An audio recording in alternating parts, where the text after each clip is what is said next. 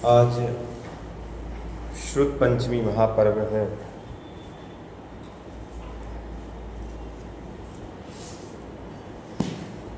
त्योहार का दिन है। हमें लगता नहीं है त्योहार है आज, है ना। हमारे मन मस्तिष्क में वही बैठा हुआ है, जब बहुत सारे पकवान बनाए जाएं, ये किया जाए, वो किया जाए, तब लगता है त्योहार है। होली, दिवाली, रक्षाबंधन, ये वो सब, है ना। इवन अपन तो दशलक्षण को भी नहीं छोड़ते हैं। दशलक्षण की व्यवस्था भी पहले से वो ना जाने क्या क्या पपड़ियाँ वपड़ियाँ सब बना लेके रख लेते हैं कि दशलक्षण में काम में आई। आज वास्तव में देखा जाए तो हम सभी के जीवन का एक बहुत बड़ा त्यौहार है। सामान्य नहीं है भाई साहब, सामान्य नहीं है। जो महत्व महावीर जयंती का है, जो महत्व दीपावली का है, जो महत्व मुकुट सप्तमी का है, यदि कहूँ कि उससे बढ़कर के आज का दिन है तो शायद अतिशयोक्ति नहीं होगी। क्यों? इसीलिए क्योंकि भगवान महावीर, भगवान आदिनाथ से लेके महावीर तक के जितने तीर्थंकर हुए, उनकी जितनी भी हम जन्म जयंतियाँ मनाते हैं, जन्म कल्याणक मनाते हैं, तप कल्याणक, ज्ञान कल्याणक मनाते हैं, निर्वाण का लाड़ू चढ़ाते हैं, वो तो उनको याद कर लेते हैं कर करके। लेकिन आज का जो पर्व है, आज का जो त्यौहार है, आज के दिन वास्तव में हम जीवों के लिए असली विषय वस्तु मिली हुई थी। धरसेन स्वामी का वह विकल्प और आज का यह श्रुत पंचमी का पर्व। यदि धरसेन स्वामी को विकल्प नहीं आता जिनवाणी लिखने का, तो क्या होता? एक बार विचार करके देखो कि जिनवाणी से रहित हम सभी का जीवन कैसा होता। विडंबना यह है कि हम विचार भी नहीं कर सकते। लेकिन यदि हम ये बात कहें कि जिनके पास जिनवाणी नहीं है, जिनका जीवन जिनवाणीमय नहीं है, उनसे अपनी तुलना करके देख लो तो पता चल जाएगा क्या स्थिति बनेगी। मतलब क्या कर रहे हैं, क्या नहीं कर रहे हैं, खान पान, ओढ़ना बैठना, सारी की सारी क्रियाएं अस्त व्यस्त हैं, सारी की सारी क्रियाएं अस्त व्यस्त हैं। हम सभी के जीवन में आज का यह जो पर्व है, यह पर्व बहुत विशेष है, बहुत महत्व रखता है। और यदि कहा जाए कि आज के दिन से परंपरा बदली हुई थी, कौन सी परंपरा बदली थी? तो जिस समय जिनवाणी पहली बार हम सभी के बीच में आई, उसके पहले तक श्रुत परंपरा चलती थी। लोग बोलते थे, सुन लेते थे, याद हो जाता था, काम आगे चल जाता था। लेकिन आज के दिन से लेखन की परंपरा प्रारंभ हुई। लेखन की परंपरा प्रारंभ हो गई थी कुछ समय पहले, लेकिन आज वो पूरी हुई थी। आज पहला ग्रंथ लिखा गया था। यदि थोड़ी सी पुरानी बात करें, दो बातें मुझे करनी है आज के दिन में। सबसे पहली तो श्रुत पंचमी क्यों मनाई जाती है, और दूसरा आज वर्तमान परिप्रेक्ष्य में श्रुत पंचमी का क्या महत्व है। दो विषय हैं। यदि मैं थोड़ा सा आपको बैक में लेकर के जाऊं तो आदिनाथ से लेके महावीर तक के समय में आदिनाथ भगवान मोक्ष चले गए, अजितनाथ भगवान का समय आया, अजितनाथ भगवान मोक्ष चले गए, संभवनाथ भगवान का समय आया, तीर्थंकरों का समय आता जा रहा था, दिव्य ध्वनि खिरती जा रही थी, लोग सुनते जा रहे थे, लाभान्वित हो जा रहे थे, अपना कल्याण कर रहे थे, सब निरंतर चल रहा था, निरंतर चल रहा था। भगवान महावीर भी मोक्ष चले गए और पंचम काल शुरू होने में अभी 3 वर्ष 8 माह और 15 दिन का शेष समय था। कितना समय? 3 वर्ष 8 माह 15 दिन का समय शेष था पंचम काल शुरू होने में, और भगवान महावीर मोक्ष चले गए। जब भगवान महावीर मोक्ष चले गए तो लोगों में हताशा हो गई। भाई घर का मुखिया चला जाए तो कैसी स्थिति हो परिवार की। यहाँ मोक्ष मार्ग के नेता चले गए थे, मोक्ष मार्ग प्रदर्शित करने वाले चले गए थे, तो लोग बड़े दुखी हो गए। ऐसा अब हमें मोक्ष मार्ग कौन बताएगा? कोई बात नहीं, सुबह भगवान महावीर मोक्ष गए और उसी दिन शाम को गौतम स्वामी को केवल ज्ञान की प्राप्ति हो गई। 12 वर्ष तक गौतम स्वामी के द्वारा दिव्य देशना खिली। गौतम स्वामी मोक्ष गए तो शाम को फिर सुधर्मा स्वामी को मोक्ष हो गया। 12 वर्ष तक सुधर्मा स्वामी की दिव्य देशना खिली। सुधर्मा स्वामी को मोक्ष हुआ और जम्बू स्वामी को केवल ज्ञान हो गया, तो जम्बू स्वामी की दिव्य देशना खिली। और जम्बू स्वामी की दिव्य देशना 38 वर्ष तक खिरती रही। कितने हो गए टोटल? 12 12 38 62 वर्ष। मतलब भगवान महावीर के मोक्ष जाने के 62 वर्ष बाद तक लोगों के लिए अविच्छिन्न रूप से श्रुत मिलता रहा, मोक्ष मार्ग मिलता रहा, भेद विज्ञान करने की कला मिलती रही, आत्मा परमात्मा की बात सुनने के लिए मिलती रही। अंतिम जो केवली हुए वे भी मोक्ष चले गए, लेकिन केवली मोक्ष गए तो श्रुत केवलियों की परंपरा प्रारंभ रही। और उस समय में 5 श्रुत केवली हुए, विष्णु, नंदीमित्र, अपराजित, गोवर्धन और अंतिम श्रुत केवली हुए भद्रबाहु। इस प्रकार से श्रुत केवलियों की परंपरा चली, लेकिन श्रुत केवली भी फिर मोक्ष हो गया उनका भी। श्रुत केवलियों के मोक्ष जाने के बाद द्वादशांग के पाठियों का क्रम शुरू हुआ। कहाँ जाएंगे? श्रुत केवली भद्रबाहु कहाँ गए?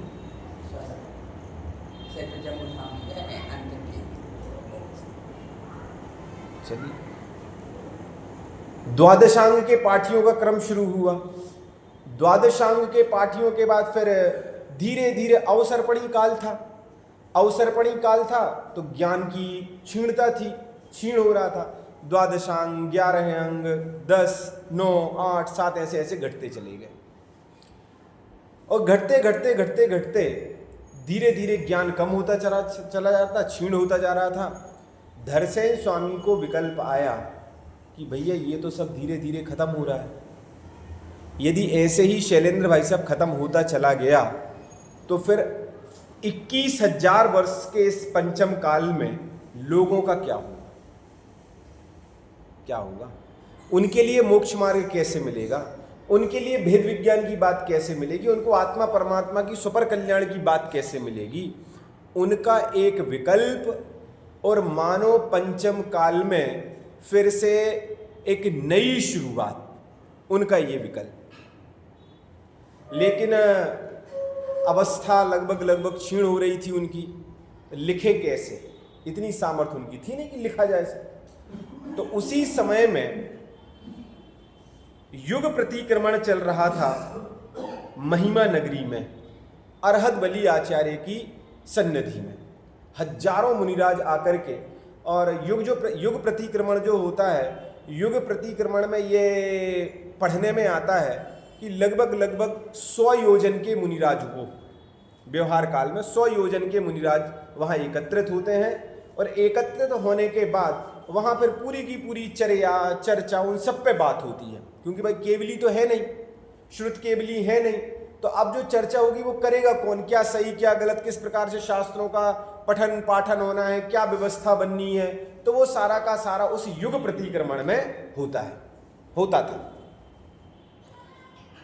अरहत बलि आचार्य के संग में, अरहत बलि आचार्य के निर्देशन में वो युग प्रतिक्रमण चल रहा था।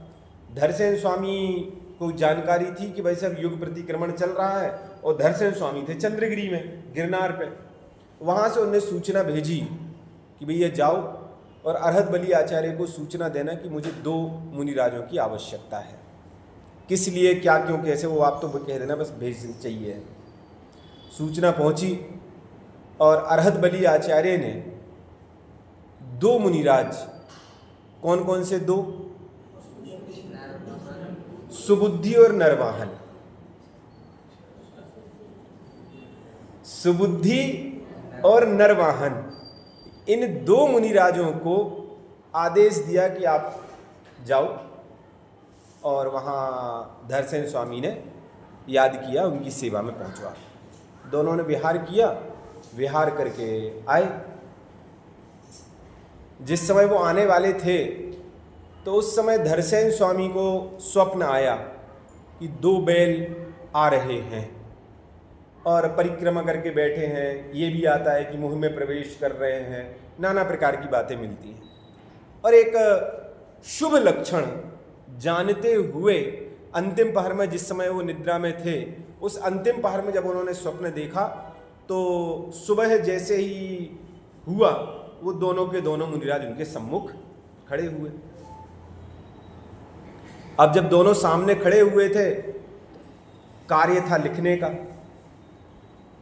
कार्य था लेखन का। और लेखन का कार्य सामान्य नहीं होता भाई साहब, राकेश भाई साहब। बोलने की बात तो अलग है, लेकिन लिखना बहुत कठिन काम है। बोलना बदल सकता है, लेकिन लिखना ऐसा बदल नहीं सकता। और वो भी सामान्य लेखन नहीं था। जो भगवान महावीर की दिव्य देशना थी, उस दिव्य देशना को लिखना था, श्रुत को लिखने का काम था, कोई सामान्य लेखन नहीं था।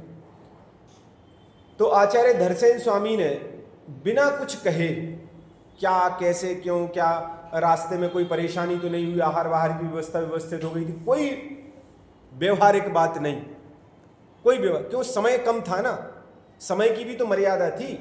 इसीलिए उन्होंने बिना कुछ कहे सीधा उनकी परीक्षा लेनी चाहिए। वैसे बिना परीक्षा के निर्णय कैसे हो, अन्यथा की दृष्टि की वो जो काम हमें कराना है उस योग्य है कि नहीं है। योग्यता मापने के लिए परीक्षा हुई और उन दोनों के लिए एक मंत्र दिया गया और कहा 3 दिन तक इसकी सिद्धि करो, यदि कहीं कोई परेशानी हो तो मेरे पास मत आना। आचार्य खतरनाक थे, ऐसा कौन आचार्य होंगे भाई साहब? अपन तो भाई कोई दिक्कत हो तो आ जाना हमारे पास, हम समाधान कर देंगे। उनने पहली कंडीशन रख दी, मेरे पास मत आना। आपका गुरु आपका स्वयं का आत्मा है, मैं नहीं। 3 दिन तक आप साधना करो, फिर आप में मुझे बताना क्या है, फिर देखेंगे अपन। आराधना की उन्होंने मंत्र की, और मंत्र की आराधना करने के पश्चात दोनों ही मुनिराजों ने की, सुबुद्धि ने भी की और नरवाहन ने भी की। सुबुद्धि मुनिराज ने जब आराधना की तो एक देवी प्रकट हो गई। कहानी सबने सुनी हुई है, देवी प्रकट हुई। देवी प्रकट हुई थोड़े से अंग भंग थी, है ना। उन्होंने कहा यार ये तो गड़बड़ मामला है। क्यों? क्योंकि देवी तो सर्वांग सुंदर होती हैं, देवियाँ, देव देवियाँ तो सर्वांग सुंदर होती हैं, मतलब कुछ ना कुछ कमी है। फिर उन्होंने मंत्र को देखा तो मंत्र में उन्होंने पाया कि एक अक्षर ज़्यादा है। तो जब ज़्यादा है तो उस केवल एक अक्षर ज़्यादा है, उसको कम किया। फिर मंत्र की साधना की तो एक सर्वांग सुंदर देवी उनके सामने प्रकट हो गई। जब प्रकट हुई तो जो सुबुद्धि नामक मुनिराज थे, उनके दांतों की पंक्तियां थोड़ी सी डिस्टर्ब थीं। तो उस देवी ने अपनी सिद्धि से वो उनकी दांतों की पंक्तियां साफ कर दी, एक सी कर दी, सुंदर बना दी। तो सुबुद्धि नामक मुनिराज का नाम तब से पड़ा पुष्पदंत, कि पुष्पों के समान दांतों की जिनकी पंक्ति है वो पुष्पदंत कहलाए। दूसरे कौन से थे शैलेंद्र भाई साहब? नरवाहन। नरवाहन ने भी मंत्र की सिद्धि की, उनके लिए भी देवी प्रकट हुई, लेकिन वो थोड़ी सी अंगहीन थी, है ना। अंगहीन थी तो अंग कम था, थोड़ी सी सुंदर ज़्यादा नहीं थी जैसी होना चाहिए थी। फिर उन्होंने मंत्र देखा कि यार इसमें तो एक अक्षर कम है, पहले वाली में ज़्यादा था, तो कम है। तो फिर उन्होंने मंत्र की आराधना की, मंत्र को शुद्ध किया और शुद्ध करने के पश्चात फिर उसकी आराधना करी। और जब आराधना की तो एक सर्वांग सुंदर देवी उनके सामने प्रकट हुई। और जब प्रकट हुई तो उनकी जय जयकार सारे के सारे देवों ने करी, व्यंतर जाति के देव, भूत जाति के देव, सब ने करी। तो जब भूत जाति के देवों ने आराधना की तो वहां से उनका नाम पड़ा भूतबली। बात समझ में आ गई? हाँ, पुष्पदंत। मूल नाम उनके थे सुबुद्धि और नरवाहन। दोनों भाई साहब, यदि दोनों के भी आप बैक में जाओगे, दोनों मित्र थे। एक राजा का पुत्र था, एक सेठ के पुत्र थे, दोनों मित्र थे, मतलब सुबुद्धि और नरवाहन। और दोनों ने भगवान महावीर की प्रतिमा के सामने दीक्षा ग्रहण की हुई थी। दोनों ने धर्म के संस्कार थे, पल्लवित थे, दीक्षा ले ली। फिर व्यवस्थित दीक्षा तो उन्होंने अरहत बलि आचार्य के सामने ली कि भाई जिस प्रकार से होनी चाहिए, लेकिन मूल में पहले ही सारी की चीजें छोड़ छाड़ के वो अपना काम करने लगे थे, मोक्ष मार्ग में लग गए थे। इस प्रकार पुष्पदंत और भूतबली ने मंत्रों की आराधना की, और मंत्रों की आराधना करने के पश्चात जब दो सुंदर कन्याएं प्रकट हुई तो आचार्य के सामने हाथ जोड़ करके खड़े हो गए। किसी भी प्रकार से उन्होंने कोई शिकायत नहीं की इस बात की। जयेश भाई साहब, कौन सी शिकायत कि कैसा मंत्र दे दिया आपने हमारे लिए, पहले ही बता देते, एक अक्षर कम है एक अक्षर ज्यादा, तो हम उस हिसाब से पहले कर लेते, हमें दो बार। नहीं भाई साहब, कुछ नहीं। उनका विनय पूर्वक खड़ा होना ही उनकी परीक्षा में पास होने का सबसे बड़ा प्रतीक था। हाथ जोड़कर खड़े हुए थे। आचार्य समझ गए कि दोनों मुनिराज बिल्कुल परिपक्व हैं, जैसे मुझे चाहिए थे वैसे। क्यों? ज्ञान की आराधना इस बात से हो गई थी कि उन्होंने मंत्र सिद्धि कर ली थी, और गंभीरता इस बात से साबित हो गई थी कि बिना कुछ कहे हाथ जोड़ करके वो खड़े हुए थे। ये उनकी विनम्रता थी। जब वो परीक्षा में पास हो गए तो वर्षों तक धरसेन स्वामी ने उनको पूरा का पूरा जो उनका ज्ञान था वो सुनाया। अमोल भाई, पूरा सुनाया उनके लिए, बाबूजी पूरा सुनाया। और सुनाने के बाद उनने कहा अब यहां से जाओ आप। पवन भाई साहब जाओ। उन्होंने ये नहीं कहा कि मेरे सामने बैठ करके लिखो, कोई गलती कर दी तो क्या होगा, भाई सुधार तो सकते हैं कम से कम। नहीं, हमने अपना पूरा ज्ञान जितना मेरे पास था वो हमने आपको दे दिया है, अब आप जाइएगा और जाकर के फिर जहां जो स्थान मिले वहां बैठ करके अब आप इसका लेखन का काम करो। क्योंकि वो अपना पूरा का पूरा ज्ञान भी दे चुके थे और अपना विजन भी दे चुके थे कि हमें करना क्या है, सब दे दिया था उन्होंने। यदि धरसेन स्वामी के मन में एक विकल्प ये भी था कि यदि मैं इनको यहां रोक लूंगा ना तो फिर जिस काम के लिए हमने इनको नियुक्त किया है वो काम नहीं हो सकता। क्यों नहीं हो सकता? स्थिति ढीली हो रही थी, आयु धीरे धीरे क्षीण होती जा रही थी, शरीर शिथिल होता जा रहा था, मूल काम था लेखन का। उनके लिए अपनी पर्याय नहीं दिख रही थी भाई साहब, उनके लिए आगामी आने वाले असंख्यात जीवों की पर्यायें दिख रही थी कि उन भव्य जीवों का क्या होगा जो आने वाले हैं। इसीलिए मेरी पर्याय तो पूरी होने वाली है, मेरी तो होगी, लेकिन ये जो मेरे अंदर ज्ञान है वो ज्ञान दूसरे जीवों तक पहुंच जाए तो वो अपना कल्याण कर जाएंगे। उन्होंने दोनों मुनिराजों को आदेश दिया कि आप जाइए भैया और लेखन कार्य कीजिएगा। यदि वो वहां रुकते तो उनकी सेवा शुश्रूषा भैया वृत्ति इसी में लगे रहते। दोनों मुनिराज विहार किए और विहार करने के बाद अंकलेश्वर पहुंचे। अंकलेश्वर में चातुर्मास किया और वहीं उन्होंने पूरी की पूरे श्रुत को लिखने का कार्य किया। पूरा जो उनके पास था, जो उन्होंने मिला हुआ था, जब लिखा गया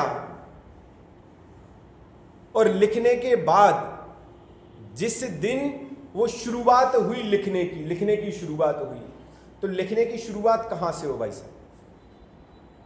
मंगलाचरण तो करना था ना नरेंद्र भाई साहब। अपन अपना अभी आत्मानुशासन पढ़ रहे हैं, पुरुषार्थ सिद्धि उपाय पढ़ा, रत्न, सबका मंगलाचरण आचार्यों ने किया ना। यहां भी लेखन कार्य करना था, मंगलाचरण करना था। मंगलाचरण किस बात से किया जाए? तो सबसे पहले आचार्य पुष्पदंत स्वामी ने और भूतबली स्वामी ने षटखंडागम ग्रंथ की रचना में जो मंगलाचरण प्रयोग किया वह अनादि निधन मंत्र पंच नमस्कार मंत्र णमोकार मंत्र का प्रयोग किया। यदि णमोकार मंत्र सबसे पहले किसी ग्रंथ में लिपिबद्ध किया गया तो वो षटखंडागम ग्रंथ था जो आचार्य धरसेन स्वामी पुष्पदंत स्वामी ने लिखा, भूतबली स्वामी ने लिखा, जिनके द्वारा लिखा गया। सबसे पहले णमोकार मंत्र लिखा गया और णमोकार मंत्र सबसे पहले लिख करके पंच परमेश जी को नमस्कार करते हुए उन्होंने अपने ग्रंथ की शुरुआत की। सारे के सारे खंड लिखे गए, और जब खंड लिखे गए तो जिस दिन अंतिम कलम चली और जिस दिन वो सारा का सारा श्रुत पूर्ण हुआ, वो आज का दिन था, ज्येष्ठ शुक्ला पंचमी। वो पंचमी वास्तव में धन्य हो गई, अमर हो गई कि आज के दिन सबसे पहले श्रुत को लिखने का कार्य हुआ था, श्रुत का पूर्ण हुआ था कार्य। वास्तव में आचार्य धरसेन स्वामी की प्रेरणा, आचार्य भूतबली स्वामी और पुष्पदंत स्वामी का श्रम आज के दिन फलीभूत हुआ, जिस दिन षटखंडागम ग्रंथ के 6 खंड पूरे हुए। अंकलेश्वर का ही उल्लेख आता कि अंकलेश्वर में रुककर ही उन्होंने पूरा कार्य किया। पूजनीय जगह है जी। तो ये आज तक हमारे उसमें नहीं, अंकलेश्वर तो प्रसिद्ध है, अंकलेश्वर तो प्रसिद्ध स्थान है। इतना नोट नहीं है जितने बाकी थी। हाँ, अब वो तो देखो, जैसे श्रुत पंचमी है, तो श्रुत पंचमी मनाना कब से शुरू किया? नहीं नहीं भाई, हम और आपने मनाना कब से शुरू किया श्रुत पंचमी? जन्म से मनाते आ रहे हैं क्या? अभी 2, 5, 10 साल से प्रचलन में आए श्रुत पंचमी पर्व, तो है ना भाई। महावीर जयंती जन्म से मना रहे हैं, 10 लक्षण जन्म से मना रहे हैं, लेकिन श्रुत पंचमी कुछ समय से मतलब ये कहा ना, लाइट में आया, प्रकाश में आया, तो फिर आप उसको भी भव्य रूप से मनाने लगे। अब आज देखो आप, सारी की सारे पूरे के पूरे भारतवर्ष में, क्या विश्व में प्रभात फेरियां निकाली जाती हैं, श्रुत पंचमी विधान होते हैं, पूजन होती है, जिनवाणी का विशेष मंगल गान किया जाता है, ये सारी की सारी चीजें होती ना आज के दिन में। तो अब धीरे धीरे धीरे धीरे वो चीज आ रही है, तो ऐसे ही अब अंकलेश्वर का भी उद्धार होगा और अंकलेश्वर भी लाइट में आएगा कि भाई क्या होगा क्या नहीं होगा। जी बिल्कुल भाई साहब, वर्तमान समय में तो गुजरात में सुना जाता है, गुजरात में है अंकलेश्वर।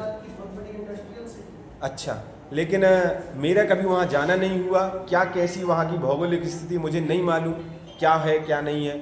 यदि हो सकता है, यदि वहाँ गए हों जो लोग या वहाँ जाते हों, तो कोई प्रशस्ति इत्यादि लिखी हो कि भाई यहाँ षटखंडागम लिखा गया, पूज्य भूतबली पुष्पदंत लिखा, कोई ना कोई प्रशस्ति इत्यादि जरूर मिल सकती है। यदि वहाँ जानकारी ली जाए, पूछा जाए, तो पता चलेगा। जैसे अपन यहाँ जाते ना, अयोध्या के पास चंद्रपुरी है, कौन सी स्थान है जहाँ वो गजमोती की कहानी है, गजमोती चढ़ाती थी वो, मनोवती, मनोरमा, मनोवती गजमोती चढ़ाती थी। वहाँ प्रशस्ति लिखी हुई है ऑलरेडी कि यहाँ की वो कहानी है मनोवती, वो चित्र वगैरह सब चीज़ें लिखी हुई हैं। ऐसे ही हो सकता अंकलेश्वर में ही प्रशस्ति इत्यादि लिखी हो, है ना। तो आज के दिन ये श्रुत पूरा हुआ, और जिस समय श्रुत पूरा हुआ, जिस समय पूरा का पूरा ये लेखन कार्य हुआ, उस दिन ना केवल आचार्यों में खुशी की लहर थी, अपितु श्रावकों ने, और श्रावकों तो क्या, देवताओं ने आकर के जय जयकार की, देवताओं ने आकर के जय जयकार की। आचार्य धरसेन स्वामी की जय बुली, भूतबली की जय बुली, पुष्पदंत की जय बुली, जिनवाणी की जय बुली, षटखंडागम की जय बुली। मानो पूरा का पूरा अंकलेश्वर का आसमान जिनवाणी की जय जयकार से गूंज गया हो। ऐसे आज के दिन ये श्रुत पूरा हुआ था, एक बात। अब इसका एक दूसरा पक्ष, उसी समय में एक ग्रंथ और लिखा जा रहा था, एक और था, जो कि आचार्य गुणधर के साथ, गुणधर स्वामी के साथ द्वारा लिखा जा रहा था, गुणधराचार्य के द्वारा लिखा जा रहा था। कषाय पाहुड़ नाम का ग्रंथ, वो भी लिखा गया। और हो सकता है ये षटखंडागम के पहले लिखना शुरू हो गया था वो, लेकिन प्रकाश में इसीलिए नहीं आई वो चीज कि वो आचार्य गुणधर आचार्य लिख रहे थे, तो इसीलिए। दूसरा, षटखंडागम ग्रंथ की रचना जो हुई वो प्री प्लान्ड हुई, पूरी की पूरी। धरसेन स्वामी ने अपनी विचारधारा रखी, अरहत बली आचार्य को बताई, उन तक ये बात पहुंची, 2 आचार्य आए, ये पूरा का पूरा जो क्रम था वो बड़ा प्रसारित क्रम था। सो प्रसारित था तो उसकी जय जयकार भी हुई। षटखंडागम ग्रंथ में जो शुरू के 5 खंड हैं, जीवट्ठाण, खुद्दा बंध, बंध सामित्य विचय, वेदना और वर्गणा, 177 सूत्र जिसमें लिखे हुए हैं, ये पूरे के पूरे 5 बंध आचार्य पुष्पदंत स्वामी ने लिखे। और एक जो छठवां महाबंध अधिकार था वो आचार्य भूतबली स्वामी ने लिखा। उसके ऊपर टीकाएं भी हुई, धबला, जय धबला, महाधबला। लगभग आचार्य जिनसेन वीरसेन स्वामी ने 8वीं शताब्दी में 72,000 श्लोक प्रमाण टीका लिखी, 72,000 श्लोक प्रमाण टीका लिखी। और कहा जाए तो 19वीं सदी के पहले तक ये सारे के सारे ग्रंथ केवल दर्शनीय थे। अमोल भाई, आप लोग तो इस क्षेत्र में काम कर रहे हैं। 19वीं सदी की शुरुआत तक केवल ये दर्शनीय थे, वंदनीय थे। दक्षिण भारत जाते थे और मानो जिनवाणी के आराधक जीव श्रवण बेलगुला के दर्शन के साथ साथ ये भावना लेकर के जाते थे कि हम धवल, जय धवल, महाधवल की वंदना करके आएंगे। बड़े बहुमान पूर्वक यहाँ जब आते थे तो सुनाया करते थे कि हमने वो द्वादशांगमयी जिनवाणी के दर्शन करके आए हैं, जो लिपिबद्ध हस्तलिखित ग्रंथ है उनके दर्शन करके आए हुए हैं। 19वीं सदी तक यही चला थे। एक स्थान पर मिल जाते थे, दर्शन करते थे और हो जाता था काम। धीरे धीरे समय आगे बढ़ा, लिपिबद्ध हुई और लिपिबद्ध होने के बाद प्रकाशित हुए। और प्रकाशित होने के बाद अब सबसे पहले सोलापुर से प्रकाशित हुए थे और अब प्रकाशित होने के बाद वो सभी जगह लगभग उपलब्ध हैं। और हम अपने आप को गौरवशाली समझते हैं इस विषय में कि षटखंडागम के धवल, जय धवल, महाधवल के जितने भी भाग हैं वो सारे के सारे भाग हमारे सिर के ऊपर विराजमान हैं, ऊपर अलमेरा में पूरे भाग विराजमान हैं। मतलब धवला की 16 पुस्तकें, जय धवला के 16 भाग और महाधवल के 7 भाग, ये पूरे के पूरे भाग हम बहुत सौभाग्यशाली हैं कि हमारे पास वो ग्रंथ हैं, उपलब्ध हैं। उनको आप केवल दर्शनीय नहीं, आप पढ़िएगा उनको जब जैसा मौका मिले। उनके बाद बहुत सारी उन पर टीकाएं हुई, चर्चाएं हुई, वार्ताएं हुई। वास्तव में षटखंडागम जो ग्रंथ है, धवल, जय धवल, महाधवल जो ग्रंथ हैं सुधीर भाई साहब, यदि उनको जिन शासन का सुप्रीम कोर्ट कहा जाए तो अतिशयोक्ति नहीं। जी, प्राकृत में है, वैसे प्राकृत में है बिल्कुल, लेकिन उसका हिंदी अनुवाद भी है, उनमें हिंदी अनुवाद भी है, टीका है, मूल गाथा भी है, टीका भी है, सब है। जी,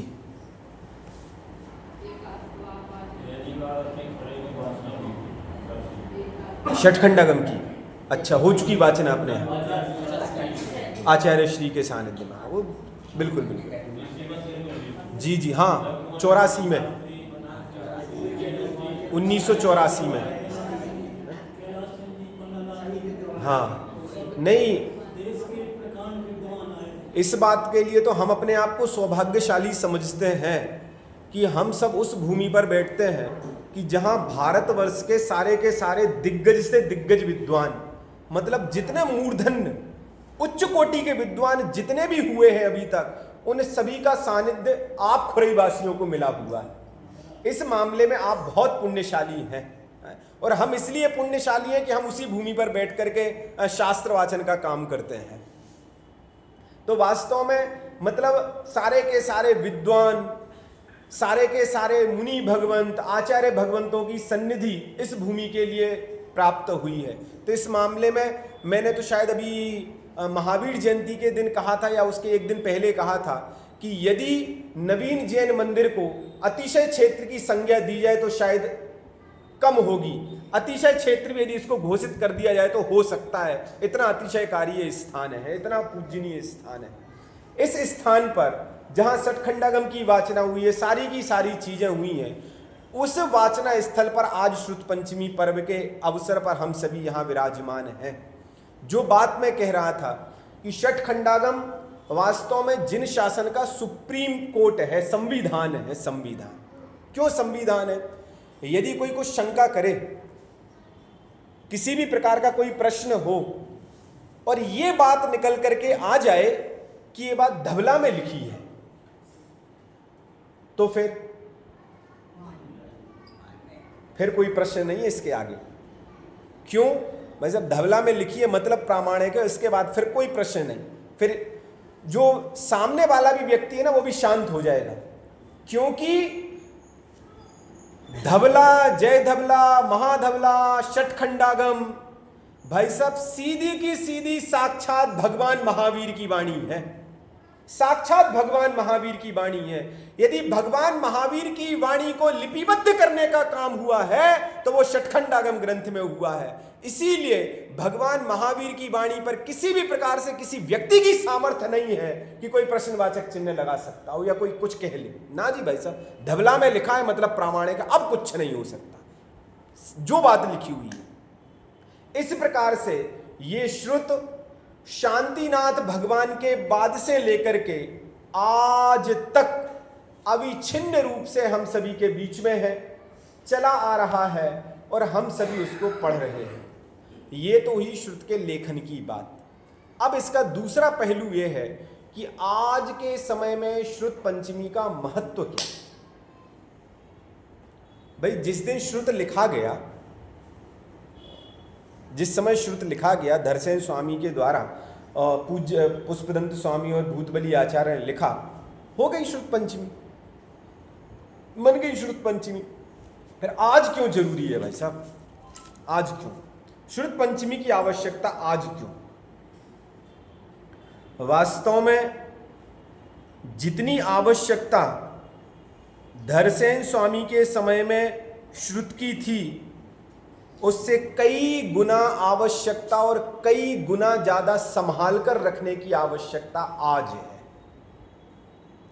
आज श्रुत पंचमी का काम या श्रुत पंचमी पर्व की महत्वता केवल इस बात से नहीं है कि आज के दिन अलमारियों में से जिनवाणी निकल गई, अर्घ चढ़ा दिया गया, सिर पे रख करके प्रभात फेरी हो गई या पालकी में रख करके शोभा यात्रा हो गई, बैंड बाजे के साथ जय जयकार हो गई।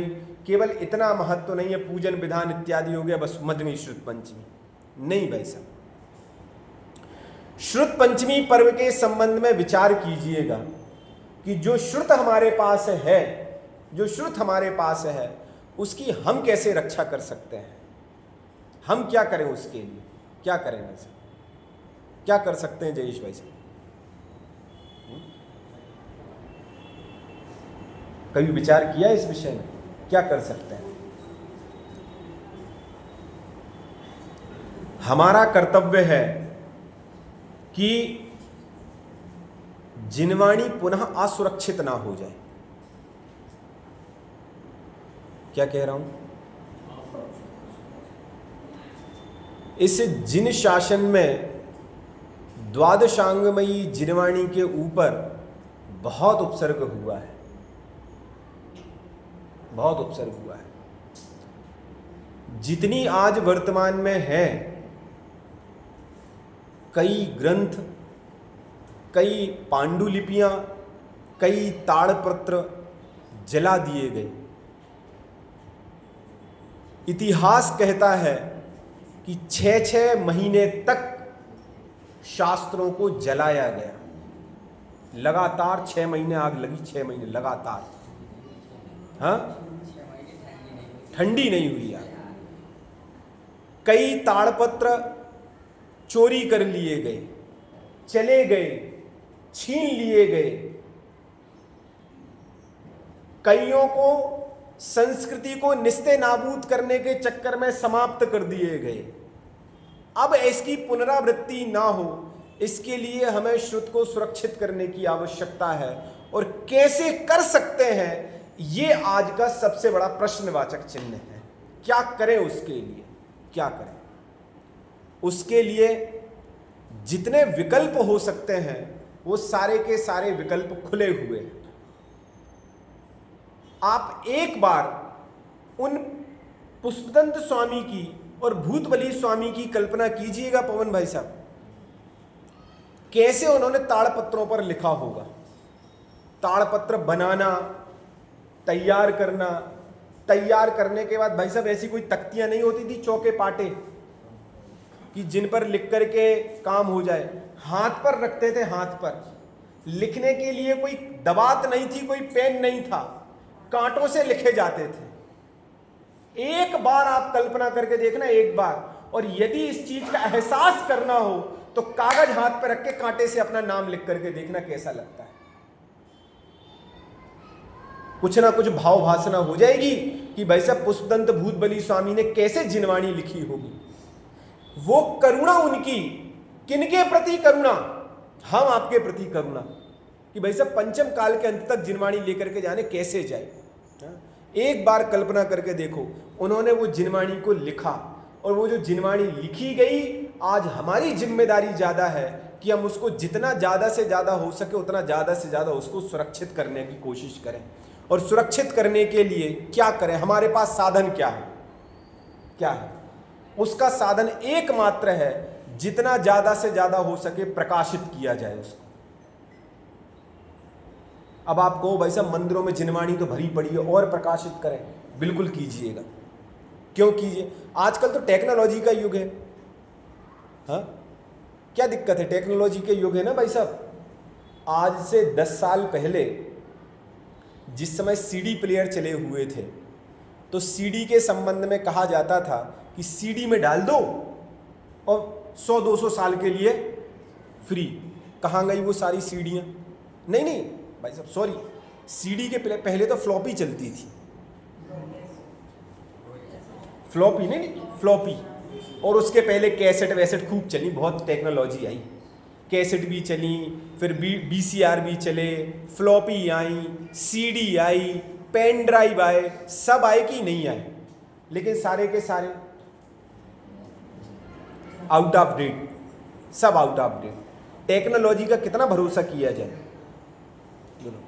आज एक आईडी पर डाटा डाला गया,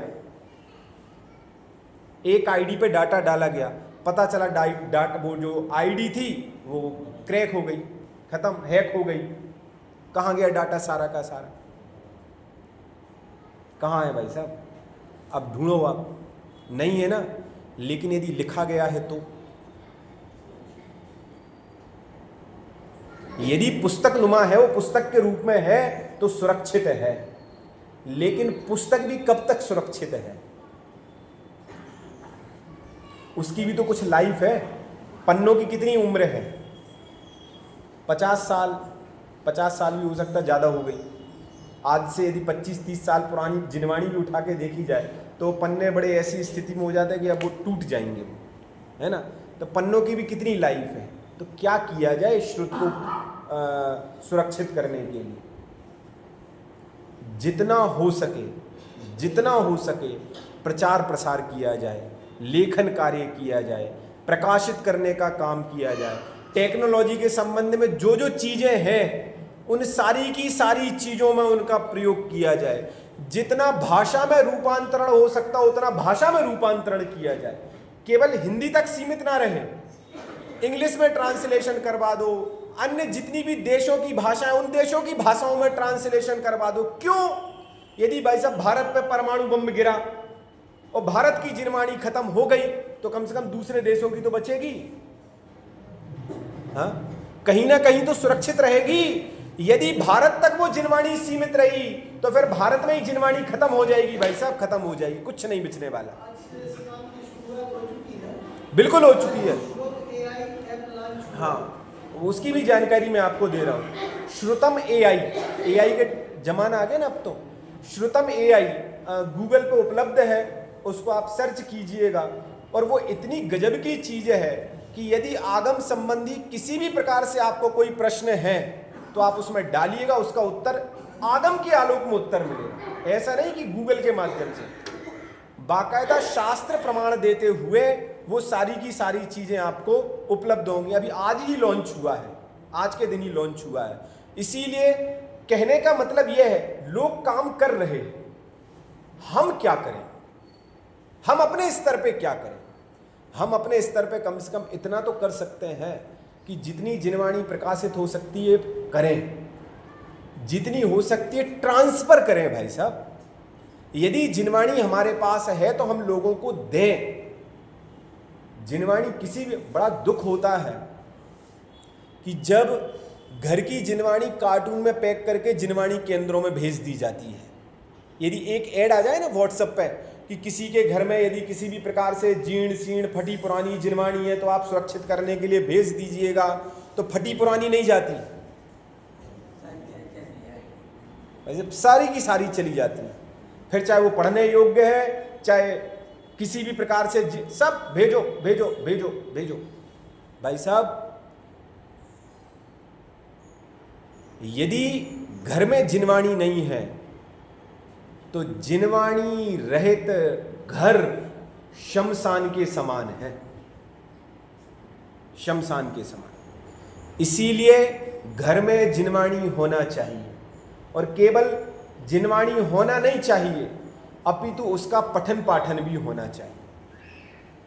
यदि पठन पाठन नहीं होगा तो हम कैसे इस श्रुत को आगे लेकर के जाएंगे?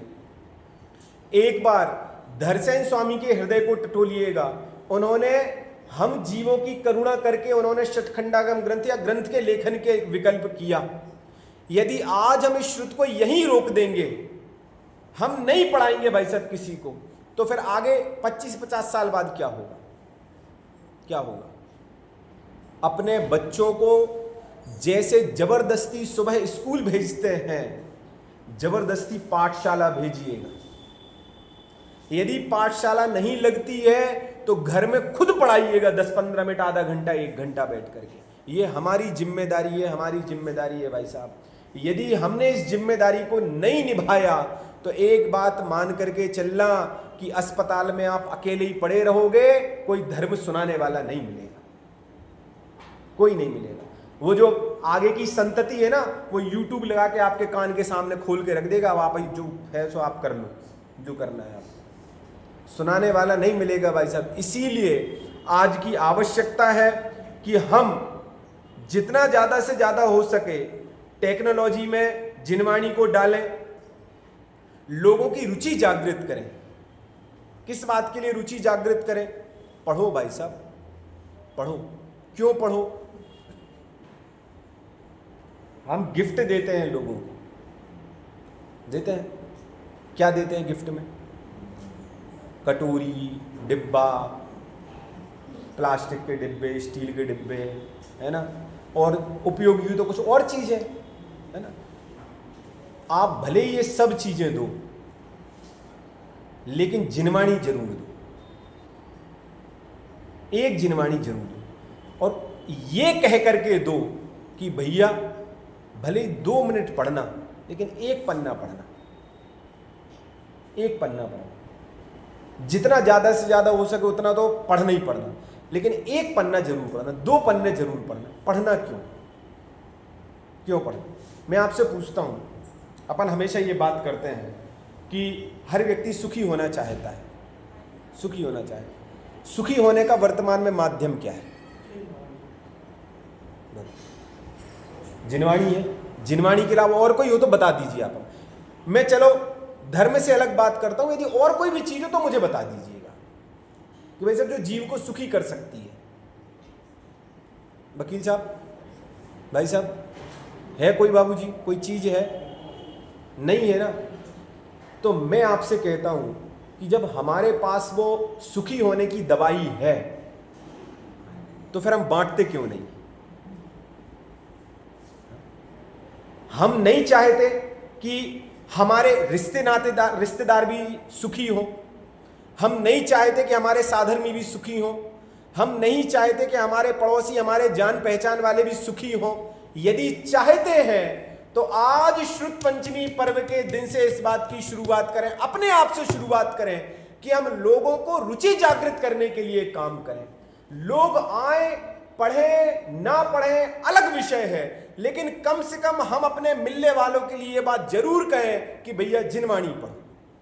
कम से कम 15 मिनट पढ़ो, आधा घंटे पढ़ो, जितना समय उतना पढ़ो। पन्ने में नहीं पढ़ सकते, मोबाइल में पढ़ो, नहीं पढ़ सकते कान में लगा के सुन लो यूट्यूब से, लेकिन पढ़ो, सुनो भाई साहब। क्यों?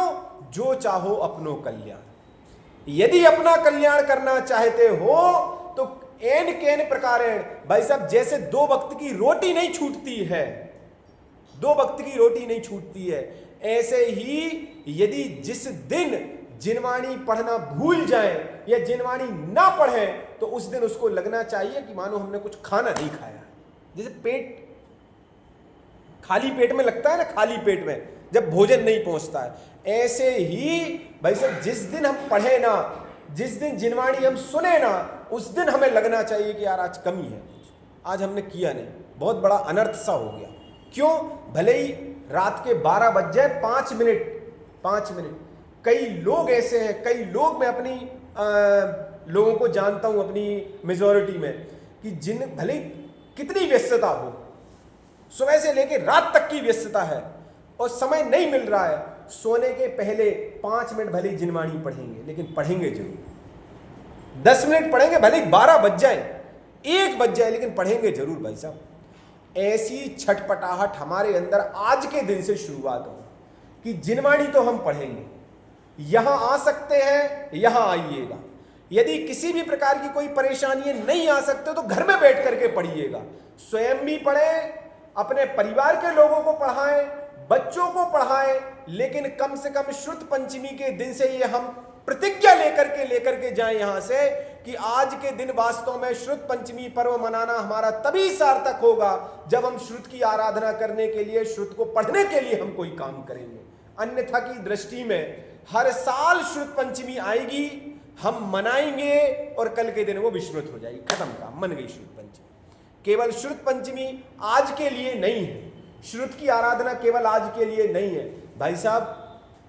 जो जिनवाणी है ना, समय हो गया, 2 मिनट में खत्म करता हूं अपनी बात को। जो जिनवाणी है ना, जिनवाणी राकेश भाई साहब, जिनवाणी हमारे लिए केवल खाना पीना नहीं सिखाती, क्या खाओ, क्या पियो, क्या कैसे कपड़े पहनो, कैसा आचरण करो, कैसे आप अपने गुणों को अपनाओ, हर चीज सिखाती है, हर चीज सिखाती है, जीना भी सिखाती है।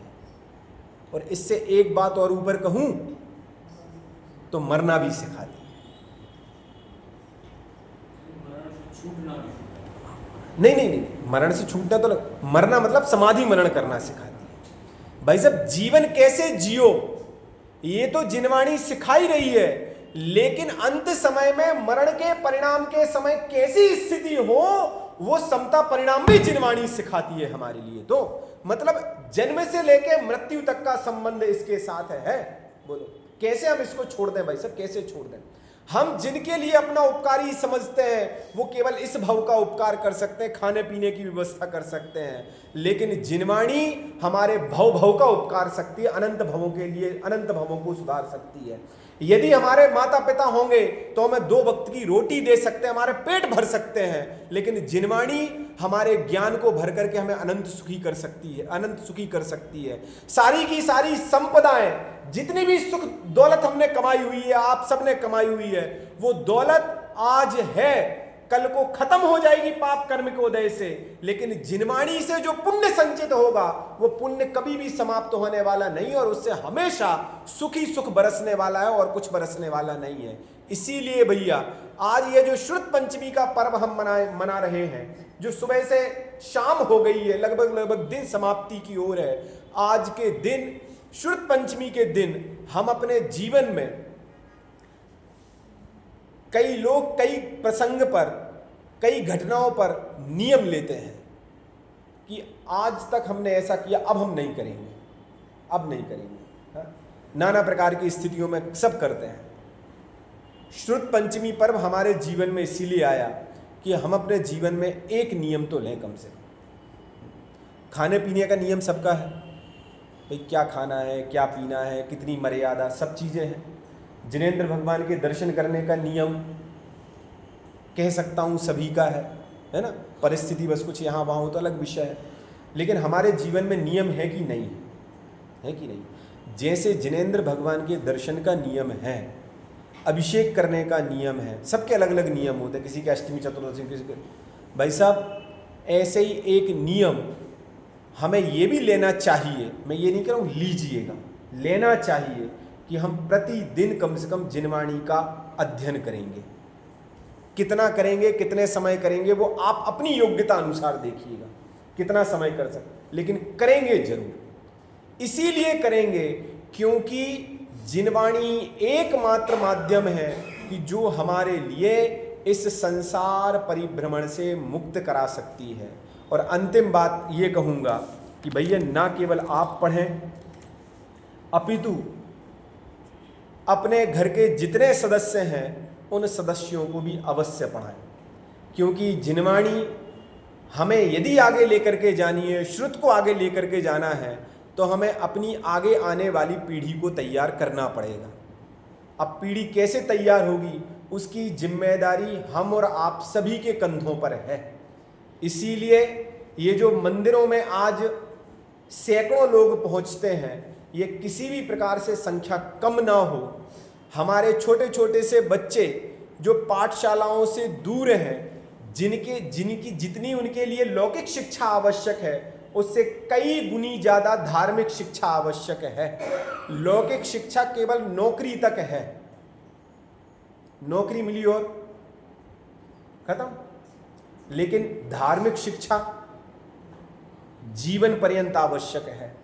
इसीलिए लौकिक शिक्षा उनके लिए केवल आजीविका दे सकती है, धन इकट्ठा करा सकती है, लेकिन धार्मिक शिक्षा उनके आमूल चूल जीवन को परिवर्तित कर सकती है और मुक्ति दिला सकती है। इसीलिए हमें बहुत आवश्यकता है कि केवल ये शास्त्र का स्वाध्याय हम अपने तक सीमित ना रखें, अपनी आगे वाली पीढ़ी, मोहल्ले पड़ोस में लोगों को हम प्रेरित करें कि भैया पढ़ो, समझो, जितना ज़्यादा से ज़्यादा हो सके उतना समझो, उतना पढ़ो, तो वास्तव में श्रुत पंचमी पर्व मनाना हमारा सार्थक होगा। अन्यथा की दृष्टि में जिस साल भर में बहुत सारे 30 त्यौहार मनाते हैं, ऐसे ही त्यौहार मना करके हम फिर इसको शांत कर देंगे, ऐसा ना हो। हमारे जीवन में ये श्रुत पंचमी कुछ ना कुछ परिवर्तन लेकर के आए, इस मंगल कामना के साथ आज की बात को यहीं विराम करता हूँ। मिथ्यातम नाश वेखो ज्ञान